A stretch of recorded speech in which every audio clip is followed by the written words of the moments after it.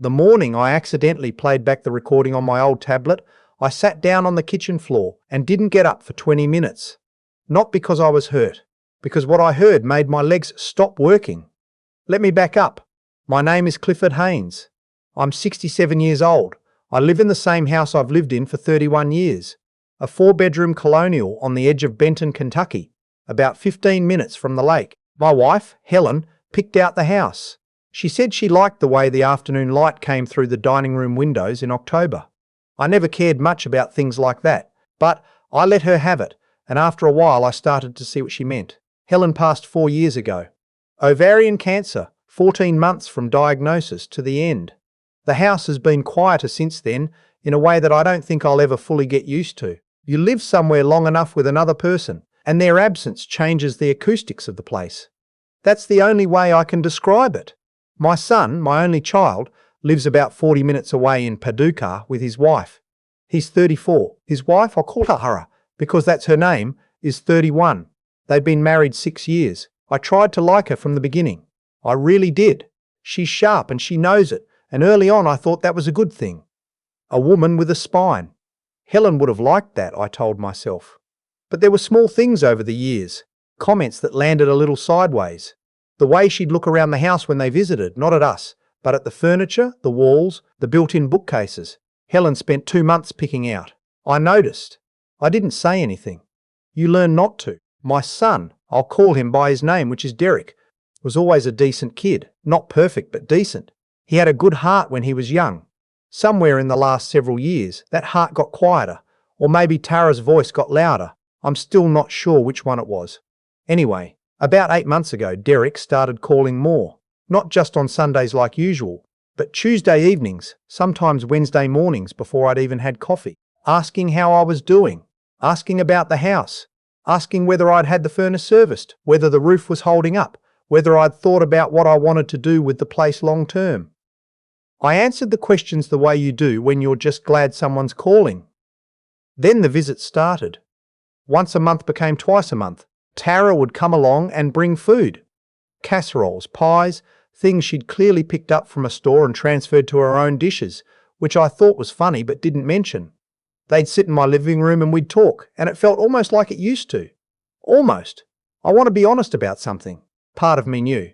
Not what exactly, but something. When you've lived 67 years, you develop a sensitivity to the difference between people doing things because they want to and people doing things because they need something. The visits felt like the second kind. But I pushed that feeling down because I didn't want it to be true. Derek was my son, Helen's son. I wanted to believe he was just growing up, finally coming around to understanding that the time we had left together mattered. I'm a fool. I know that now. The tablet was Helen's, an older iPad she used for recipes and crossword puzzles and video calls with her sister. After she passed, I kept it on the kitchen counter because I couldn't figure out what else to do with it, and getting rid of it felt wrong. I'd charge it sometimes. Occasionally I'd open it and look at her photos. That was about it. A few months back, Derek and Tara were over for Sunday dinner. I'd made pot roast, which Helen used to make every other Sunday and which I'd finally learned to replicate well enough. After dinner, Derek went out to the garage to look at my riding mower, which he said was making a noise he wanted to check on. Tara stayed in the kitchen to help me clean up, which she'd never offered to do before. I remember thinking it was a nice change. While I was at the sink, she picked up Helen's tablet. She said casually that the screen was cracked on the corner and asked if I ever used it. I said sometimes. She said Derek had a newer one in the car he wasn't using anymore and maybe they could swap it out for me. I said that was kind of them. I didn't think anything more about it. What I didn't realize until much later, was that she'd been looking at the apps, looking at what was on it. Trying to figure out, I think, whether I used it for anything important. Banking, documents, a will. I found out in December that I have a heart condition. Not catastrophic, the doctor said, but something to manage. Medication, less salt, no more than 1 glass of wine a night, which I've mostly stuck to. I told Derek about it because he's my son and I thought he should know. He was very calm about it. He asked good questions. He held my arm when we were walking to the car afterward. I remember thinking, there he is. There's the boy I raised. The calls picked up after that. More questions about the house, about my financial advisor. about whether I'd updated my beneficiary since Helen passed. I answered them. Why wouldn't I? I had nothing to hide. The house is paid off. I have a modest retirement, 31 years in civil engineering, pension plus a 401A that I manage carefully. There's a life insurance policy I took out in my 50s, $400,000, that I'd never updated after Helen died. Derek was still the secondary beneficiary. After the heart diagnosis, it crossed my mind to review it, but I didn't get around to it right away. I didn't understand then why that policy kept coming up in conversation. The number, whether I'd thought about the terms. Tara mentioned it once, very lightly, over dessert, and I said I hadn't given it much thought recently. She nodded and said something about how these things are good to have in order. I agreed. In February, Derek mentioned that he and Tara were having some financial trouble. He didn't give details, but he looked embarrassed in the way he used to look as a teenager when he needed something and didn't want to ask. I didn't press him. I said if he needed help, he should tell me. He said he'd think about it. 2 weeks later, he called and asked for $15,000, said they'd gotten behind on some bills. Nothing serious, just a rough patch. I transferred it from my savings the next day. That should have been enough. That should have been the end of it. It wasn't now. The tablet. I need to tell you about the tablet because that's where everything changed. I'd been having some back problems in March, and my doctor wanted me to do some light stretching exercises she'd pulled up on YouTube. She suggested I find a device I could prop up on the counter while I worked through the routine. I remembered Helen's iPad and went looking for it. It took me a while. I found it on the shelf in the guest bedroom, plugged in, screen down, which struck me as odd because I didn't remember putting it there. But I figured I must have moved it at some point and forgotten. I charged it, propped it up against the fruit bowl, and hit play on a video my doctor had sent me. Worked through the exercises, left the room to get some water. When I came back, the iPad had switched to a different app. I think I must have hit something with my elbow on the way out. The app was the voice memo recorder, and it was playing back something it had recorded. I almost closed it. I almost just shut the whole thing off and went back to my stretches. But I heard Tara's voice. She was saying something about timing, about waiting until after the quarterly review period. I didn't understand the context at first. I stood there and I listened, and then Derek's voice came in and said something I will hear until the day I die. And now I mean that differently than I would have before. He said, "The policy doesn't pay out if it looks wrong. It has to look natural." I sat down on the kitchen floor. I don't know how long the recording was. It felt like an hour, but I think it was maybe 12, 15 minutes. It had been recorded 2 Sundays before, the last time they'd been over. Tara had been the one to stay in the kitchen with me. She'd picked up the tablet. She must have. I still don't know if she did it on purpose or by accident. She must have started the voice memo without realizing it was recording. Or maybe she'd been trying to do something else and hit the wrong thing. Either way, it recorded. And what it recorded was the conversation they had after dinner in the living room while I was cleaning up. I couldn't hear myself in the recording. I was in the kitchen, running water too far away, but I could hear them clearly. The conversation was not long. It didn't need to be. They had clearly had versions of it before. Derek said the $15,000 wasn't going to be enough. He said there was more, another amount, a number that made my stomach drop, that they owed to someone Derek referred to only as the guy in Nashville. He said if they didn't clear it by the end of summer, there would be consequences he didn't want to explain. Tara said she understood that, but that they needed to be careful, methodical. She used that word, methodical. She said, "Your father's already got the heart thing. It wouldn't be a stretch." I pressed my back against the kitchen cabinet and stared at the ceiling. She went on. She talked about the medication I was on. She knew the name of it, which meant Derek had told her, which meant he'd been sharing information about my health with her in ways I hadn't understood.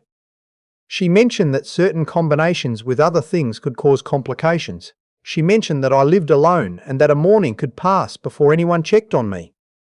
Derek was quiet for a while after that. Then he said he didn't know if he could do it. Tara said, "You won't have to do anything. That's what I'm saying." I sat on that kitchen floor for a long time. I want to tell you what it feels like to hear your own child's voice discussing your death. Not grieving it, planning it. There isn't a word that fits. Grief doesn't fit because grief is what you feel when you lose someone you love. This was something else. This was the floor of something. A place I hadn't known existed until I fell through to it. I thought about Helen. I thought about what she would have done. And then I thought she would have acted. She was always the one who acted. So I acted. I did not call Derek. I did not call Tara. I did not call anyone in my family. I called an old college friend, Bert, who's been an estate attorney in Louisville for 30 years.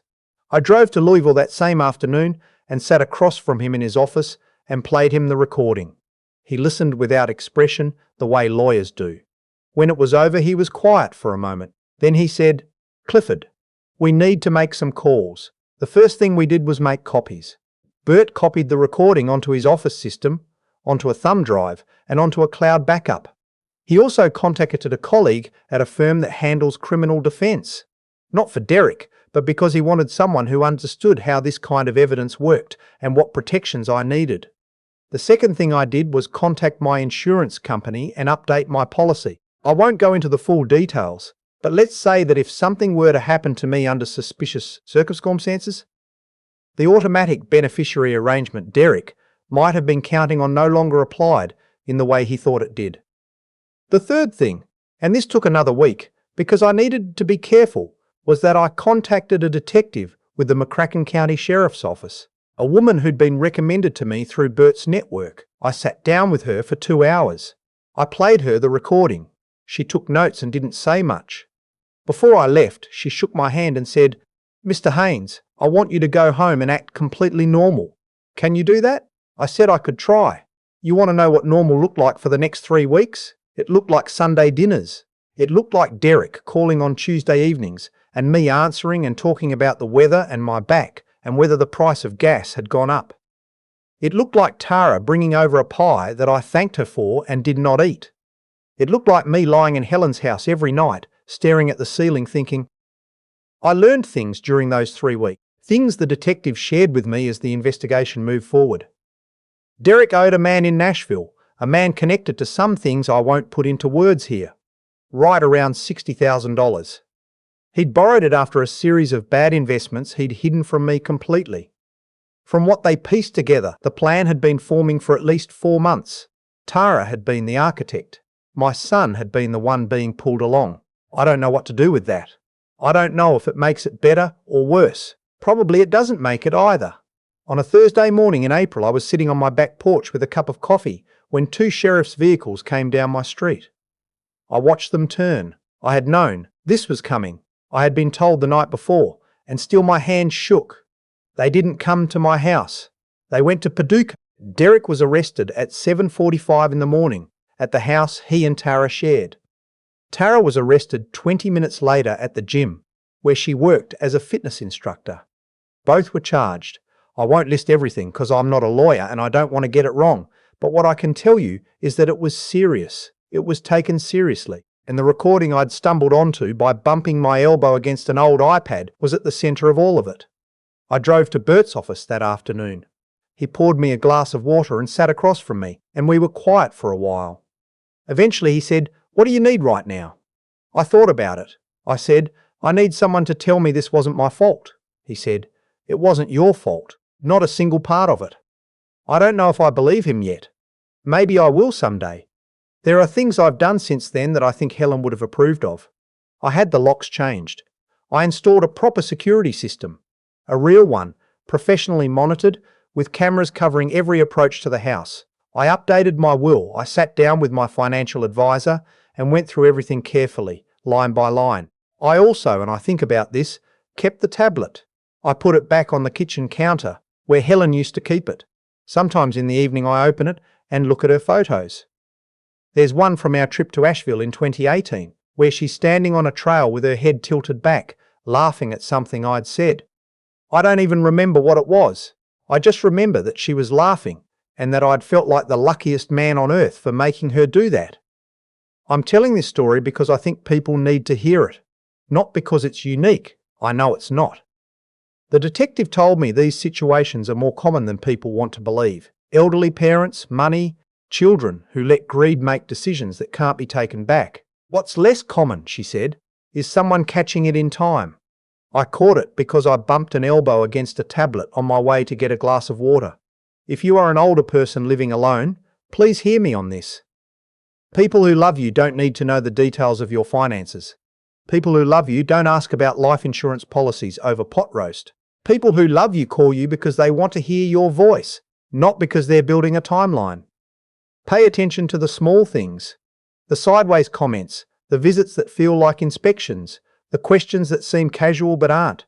I spent months telling myself I was imagining it. I wasn't. I just didn't want to be right. Some days the house feels very quiet. Some days I sit in the dining room in the afternoon and watch the October light come through the windows the way Helen used to love, and I think about how much of what I thought I had, I actually had. Most of it, maybe. The parts that mattered, that's going to have to be enough.